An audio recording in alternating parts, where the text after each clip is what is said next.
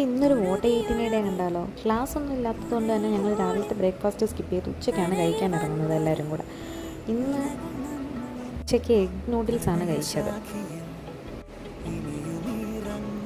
രാത്രിയിൽ പിന്നെ ഞങ്ങളൊരു മലയാളി ഹോട്ടലിൽ വന്നിട്ട് ഷവായാണ് ഓർഡർ ചെയ്തത്. ബാക്കി എല്ലാവരും അൽഫാമൊക്കെ പറഞ്ഞായിരുന്നു.